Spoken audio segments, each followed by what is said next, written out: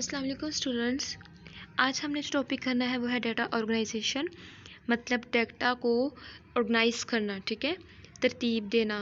तो बेसिकली सबसे पहले हमें इसमें समझना है कि डाटा क्या होता है। तो डाटा हम कहते हैं इन्फॉर्मेशन को, आपने अक्सर सुना होगा, हम कहते हैं कि ये फ़लाँ का डाटा है या ये इसका डाटा है। तो हम इसका मतलब क्या होता है, मतलब ये फ़लाँ का डाटा मतलब फ़लाँ की इन्फॉर्मेशन है।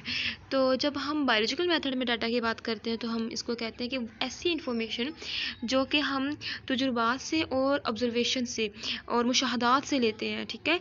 बायोलॉजिकल मेथड के अंडर आपको पता है ऑब्जर्वेशन आती है, एक्सपेरिमेंटेशन आती है, उनके नतीजे में मिलने वाली जो मालूमात हैं उसको हम कहते हैं डाटा। लाइक नेम्स वगैरह, वैल्यूज़ आ जाती हैं, कीमतें आ जाती हैं, डेट्स आ जाती हैं।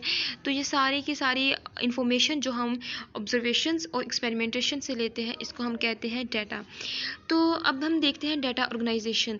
तो सबसे पहले हम देखते हैं कि साइंसदान जो है वो डाटा को ऑर्गेनाइज क्यों करते हैं, ठीक है। हम बाद में देखेंगे कि कैसे करते हैं, बट देखते हैं कि पहले कि वो क्यों करते हैं।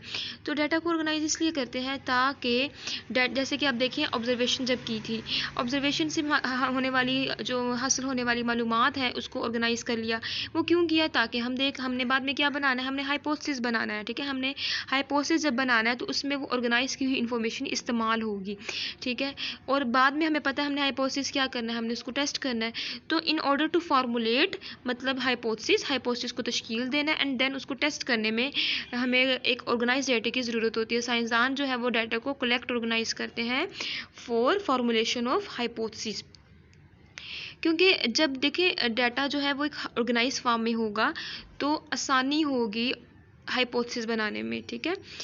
तो डाटा जो है वो ऑर्गेनाइज कैसे किया जाता है, तो डाटा जो है किसी एक्सपेरिमेंट को कंडक्ट करने से पहले जो है ये बहुत अहम है साइंसदानों के लिए कि वो तमाम के तमाम मेथड्स बता दें जिनके ज़रिए हम डाटा को ऑर्गेनाइज कर सकते हैं। जैसे कि मेथड्स में आ जाता है डिफरेंट फॉर्मेट्स आ जाते हैं, मतलब फॉर्मेट्स हम कहते हैं कि डिफरेंट, जैसे कि ग्राफिक्स, टेबल्स, मतलब डिफरेंट फॉर्म्स हम ऐसे कह सकते हैं कि डिफरेंट फॉर्मेट्स हैं ये।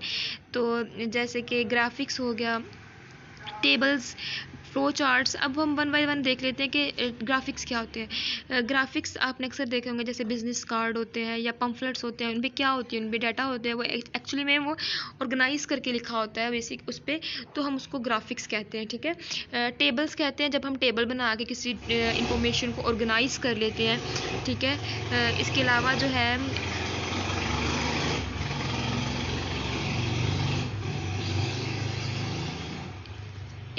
जो है फ़्लो चार्ट्स की अगर हम बात करें तो फ़्लो चार्ट्स में हम एरोज़ की मदद से स्टेप बाय स्टेप किसी चीज़ को दिखाते हैं, मैप्स, नक्शे वगैरह बना के या डायग्राम बना के। तो इन तरीक़ों से हम डाटा को ऑर्गेनाइज फॉर्म में दिखा सकते हैं। तो डाटा ऑर्गेनाइजेशन ज़रूरी क्यों है, ये यकीन दहानी करवाती है एक्सपेरिमेंट की क्वालिटी को, मतलब उसकी यकीन दहानी करवाती है कि हमारा जो तजुर्बा है उसकी क्वालिटी अच्छी होगी अगर हम ऑर्गेनाइज फॉर्म में डाटे को पहले रखें, फिर सारा स्टेप बाय स्टेप हम चलते जाएँ तो वो सारा एक्सपेरिमेंट बहुत अच्छा होगा। जैसे कि इसकी मिसाल देती हूँ कि एक दुकानदार के पास जाते हैं, उसके पास एक बॉक्स है, उसमें फैंटा, पेप्सी, इस तरह की टॉफ़ीज़ पड़ी हुई हैं, ठीक है। तो वो मिक्स है और हमें चाहिए इसमें से फैंटा, तो हम क्या करेंगे, हम उसको जो है हमें मुश्किल होगी उसको अलग अलग करने में ना।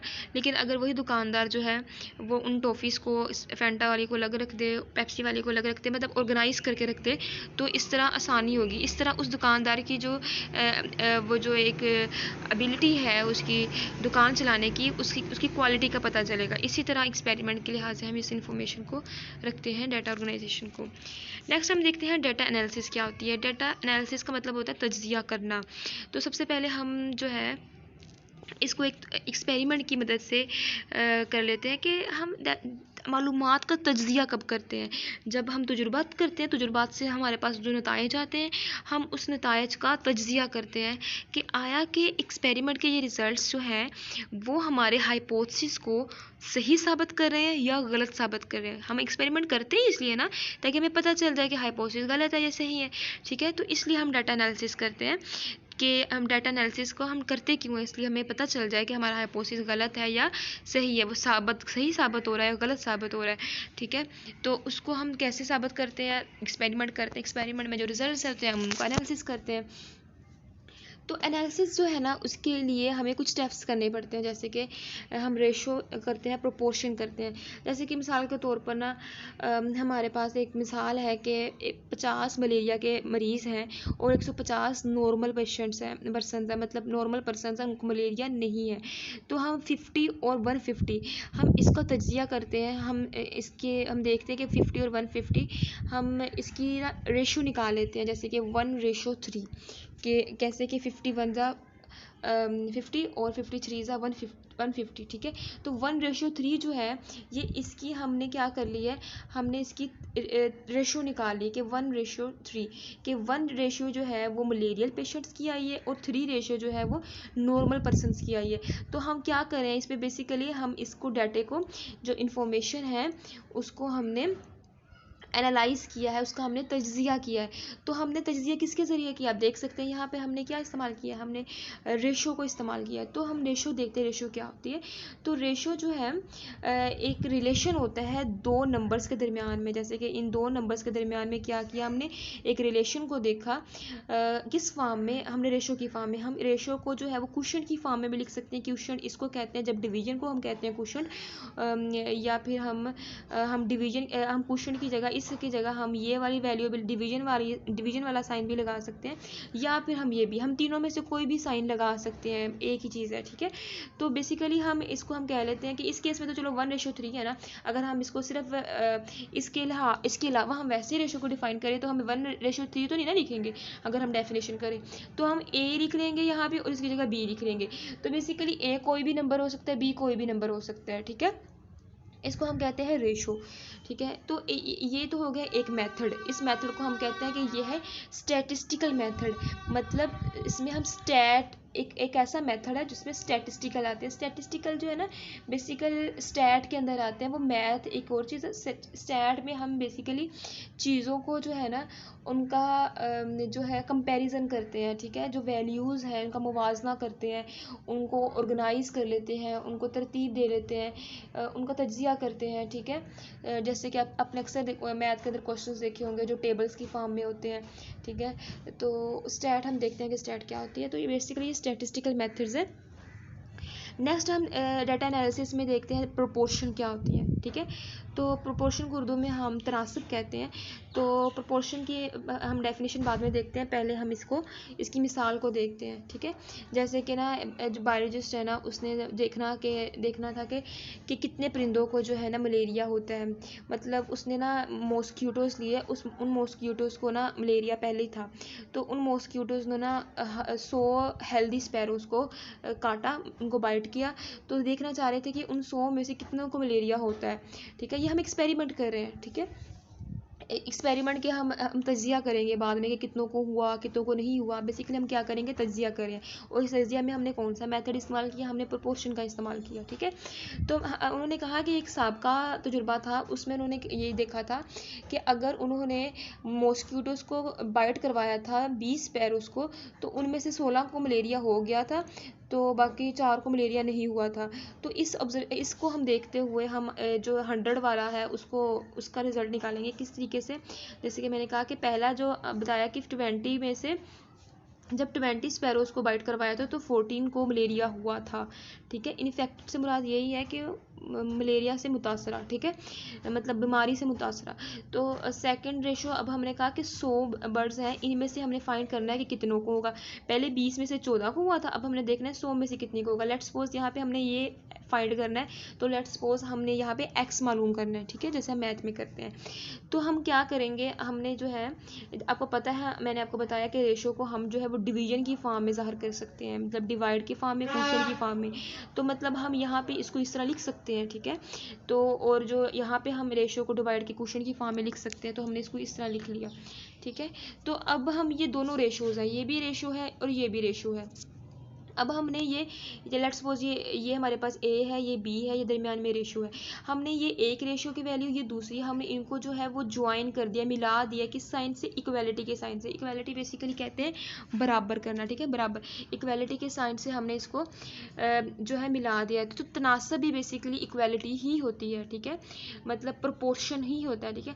तो हमने क्या किया, हमने इनके दरमियान में हमने दो रेशियोज़ को इक्वलिटी के साइन से ज्वाइन कर दिया। अब हम आपको पता है कि दरमियान में इज इक्वल है, हम इनको मल्टीप्लाई कर सकते हैं इन दोनों को, और इस तरह इन दोनों को मल्टीप्लाई कर सकते हैं। तो इस तरह हमने किया तो 20x, ठीक है, और यहाँ से 14 जो है 14 को 100 से किया तो 1400 आ जाता है।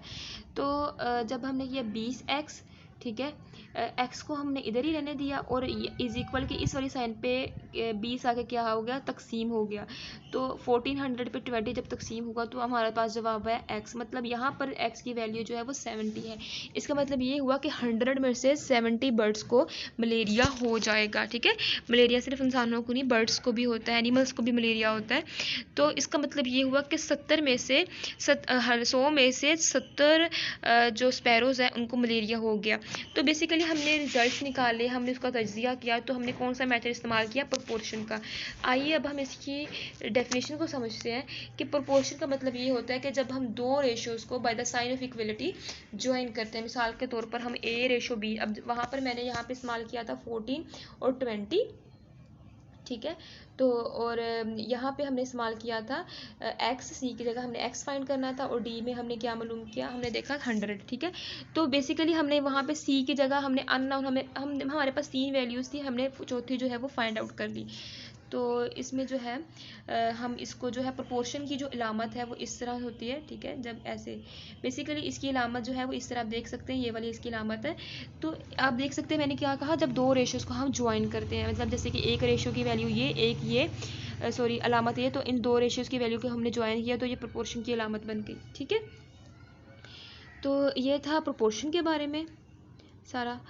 और अब स्टैट के बारे में आपको बताते चलो। स्टैट में अपने अक्सर मैथ में क्वेश्चंस देखे होंगे, जैसे कि आपने देखे होंगे सिग्मा एक्स, ठीक है, वो टेबल से बने होते हैं, उसमें हम तमाम वैल्यूज़ को जमा करते हैं, फिर उसकी टोटल पे डिवाइड कर देते हैं, ठीक है। जैसे कि ये देखें, हम देखें, ये देखें, हमारे पास होते हैं, हमारे पास कुछ वैल्यूज़ होती हैं, हमने कहा जैसे कि 10, 20, 40, 30, हम इन सब वैल्यूज़ को जो है वो ऐड कर दिया, फिर हमने उसको टोटल पे डिवाइड कर दिया, फिर हमारे पास एक रिज़ल्ट आ गया। मतलब हम इसमें क्या करें, हमें डाटा को जो हमारे पास मालूमात है, मतलब मालूमात इसमें क्या है, वैल्यूज़ हैं, उन वैल्यूज़ को हमने क्या किया, उन वैल्यूज़ की हमने जो उन वैल्यूज़ को हमने एनालिसिस किया, उनका हम तज्जिया एनालिसिस कर रहे हैं, ठीक है। तो इसको हम स्टैट में बेसिकली हम जो है वो कंपैरिजन करते हैं वैल्यूज़ का, उनका तो इसलिए हम इन रेशियो प्रोपोर्शन को यहाँ पे इस कह रहे हैं कि ये स्टैटिस्टिकल मेथड्स है। तो हम इसलिए यहाँ पे कहते हैं कि हम डाटा को एनालिसिस जो है वो स्टैटिस्टिकल मेथड्स के ज़रिए करते हैं, लाइक रेशियो एंड प्रोपोर्शन। क्यों करते हैं अब आपको समझ आ गई है, क्योंकि हम एक्सपेरिमेंटेशन के रिज़ल्ट से हम देख लेते हैं कि आया कि हमारा इस एक्सपेरिमेंट के रिज़ल्ट से हाइपोथेसिस जो है वो गलत साबित हो रहा है या वो ठीक है, ठीक है। तो मीन्स प्रूव और डिसप्रूव अ हाइपोथेसिस। तो ये था सारा डाटा के बारे में। अल्लाह हाफिज़।